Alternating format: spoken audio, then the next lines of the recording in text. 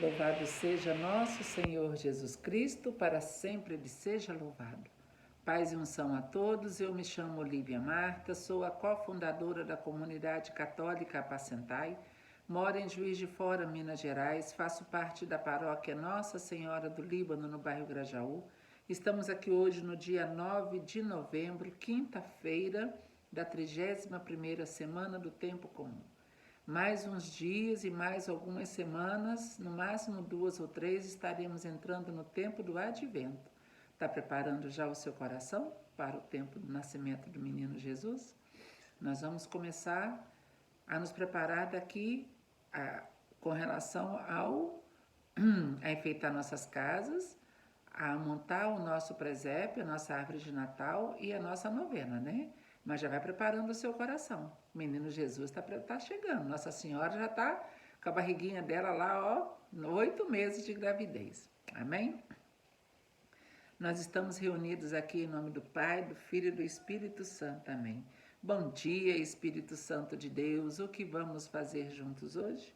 Hoje a igreja celebra a dedicação da Basílica do Latrão. Vamos saber um pouquinho sobre isso? Somos a Igreja de Cristo. Como discípula missionária, ela tem necessidade de crescer na palavra e na compreensão da verdade. Mas em nosso tempo, ela precisa ser uma igreja de portas abertas. Em sua missão, deve chegar às periferias do mundo para olhar, ouvir e até renunciar às suas urgências para estar ao lado de quem ficou caído à beira do caminho. Somos igreja e precisamos ser a igreja com atitudes do bom samaritano. Então, hoje a igreja celebra a dedicação da Basílica do Latrão, lá em Roma. Amém? Nós vamos refletir o Evangelho, então, de João, capítulo 2, versículos de 13 a 22. O Senhor esteja conosco, Ele está no meio de nós. Proclamação do Evangelho de Jesus Cristo, segundo João. Glória a vós, Senhor. Estava próxima a Páscoa dos judeus e Jesus subiu a Jerusalém. No templo encontrou os vendedores de bois, ovelhas e pombas e os cambistas que estavam aí sentados. Fez então um chicote de cordas e expulsou todos do templo, junto com as ovelhas e os bois. Espalhou as moedas e derrubou as mesas dos cambistas. E disse aos que vendiam pombas: tirai isto daqui. Não façais da casa do meu pai uma casa de comércio. Seus discípulos lembraram-se mais tarde que a Escritura diz: o zelo por tua casa me consumirá. Então os judeus perguntaram a Jesus: que sinal nos mostra para agir assim? Ele respondeu: destruí este templo em 3 dias. Destruí este templo e em 3 dias o levantarei. Os judeus disseram: 46 anos foram precisos para a construção deste santuário, e tu o levantarás em 3 dias? Mas Jesus estava falando do templo do seu corpo. Quando Jesus ressuscitou, os discípulos lembraram-se do que ele tinha dito e acreditaram na Escritura e na palavra dele. Palavra da salvação, glória a vós, Senhor. Então aqui nós estamos vendo um Jesus, entre aspas, violento, agitador, um Jesus que chega na porta do templo, vê aqueles homens fazendo da casa de Deus um antro de perdição, um comércio, e aí ele derruba aquelas mesas e solta os pombos e espalha as moedas. Imagina Jesus com um chicote na mão?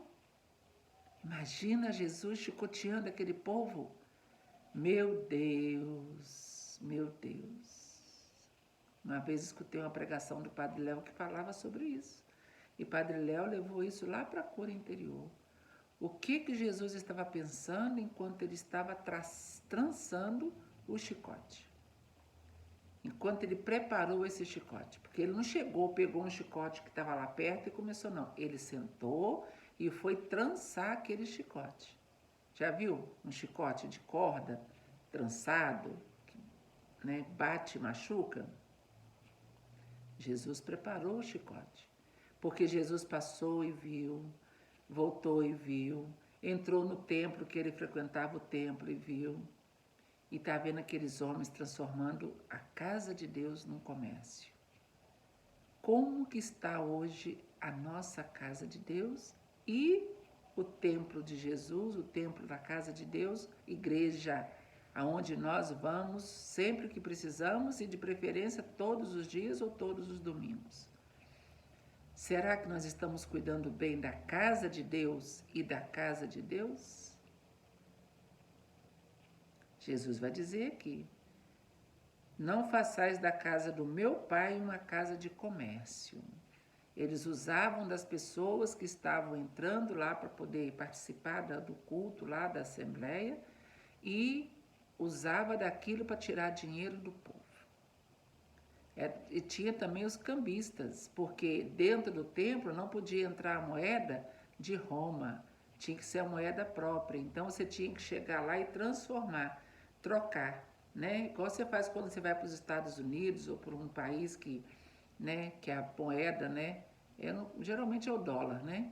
Aí você tem que fazer o quê? Trocar de real para dólar, tá certo? O dólar hoje a gente sabe que ele vale muito mais que o real. Você precisa de 5, 6 reais para comprar $1. Lá também eles tiravam a parte deles, né? Se a moeda lá valia, por exemplo, a moeda local valesse lá R$1, para entrar dentro do templo você tinha que dar 2 moedas para conseguir uma, porque eles tinham que tirar o lucro deles. E assim eles iam abusando da boa vontade de Deus. Eu preciso fazer a oferta, porque naquela época a oferta que se fazia no altar era de animais, pombos, né, passarinhos, aí bodes, né, cabras, já ia crescendo o tamanho da oferta. Eu quero oferecer para Deus um cordeiro sem mancha, era um preço. Um par de rolinhas, igual foi o caso de Jesus. Quando São José e Nossa Senhora foram apresentar Jesus no templo e fazer a oferta deles, o que eles levaram? Um par de rolinhas, né? E aqueles animais eram sacrificados lá em cima do altar. Então você tinha que adquirir o animal. Aí eles ficavam ali vendendo, mais caro. Você já reparou que quando você vai no evento, por exemplo, se você vai comprar uma água no mercado, ela custa R$1. Se você for comprar lá dentro do evento, ela custa 3, 4, 5 reais? Não é assim que a coisa funciona? Lá também era a mesma coisa. E eles exploravam o povo. Eles não faziam aquilo para ajudar, para explorar, para tirar dinheiro do povo. Foi por isso que Jesus ficou nervoso, pegou o chicote e saiu chicoteando todo mundo. Vai falar que Jesus fez então um chicote de cordas. O que eu falei agora?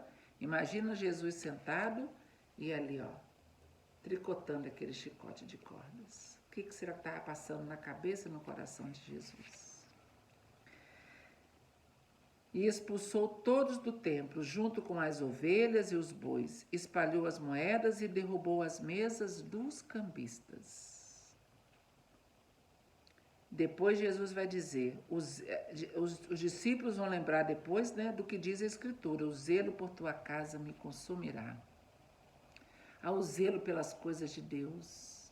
Quando você chega numa igreja e você vê tudo arrumadinho, alguém se preocupou de limpar os bancos, de varrer a igreja, de lavar, de arrumar as toalhas, os vasos sagrados, corporal, sanguíneo, tudo dobradinho, tudo passadinho, tudo engomadinho. É para Jesus, é as coisas de Deus. Você chega lá, você vê a credência arrumadinha.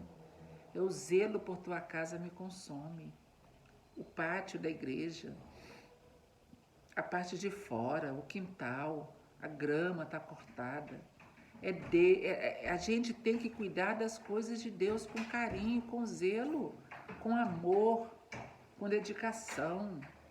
É isso que Deus quer de nós, cuidar da casa de Deus, templo, e da casa de Deus.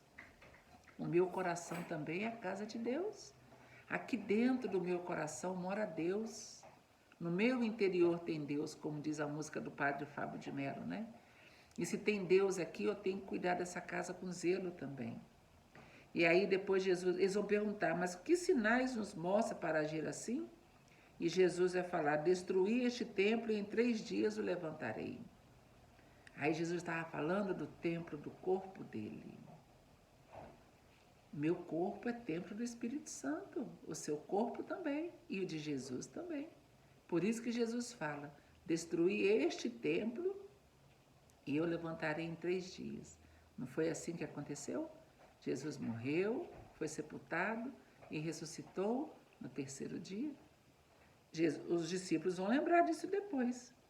Eles ficaram assustados porque eles falaram, 46 anos foram precisos para a construção deste santuário e tu levantarás em 3 dias. Mas Jesus estava falando do templo do corpo dele. Os discípulos vão lembrar disso depois, quando Jesus ressuscitar. Mas aqueles homens não vão entender nada disso. O coração deles estava fechado para as coisas de Deus. Estavam só visando o lucro.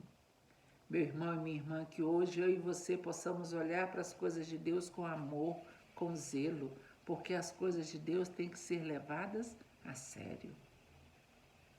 Tem que ser levadas a sério. Amém? Cuide mais das coisas de Deus, cuide com carinho, né? A primeira hora do meu dia tem que ser para Deus. A melhor hora do domingo tem que ser para Deus. O melhor de tudo é para Deus. As primícias, né? É para Deus. Depois a casa, os filhos, o marido, a esposa, o trabalho, lá. Primeiro Deus. Amar a Deus sobre todas as coisas. Não é assim?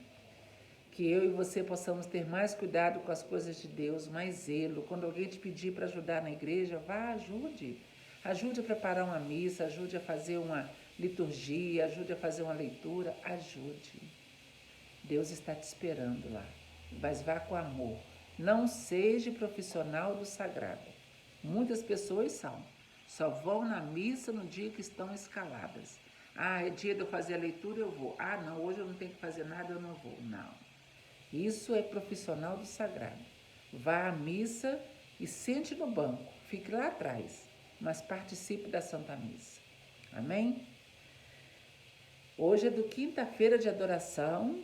Eu convido você a ir à igreja hoje, participar da Santa Missa, adorar Jesus na Santa Eucaristia.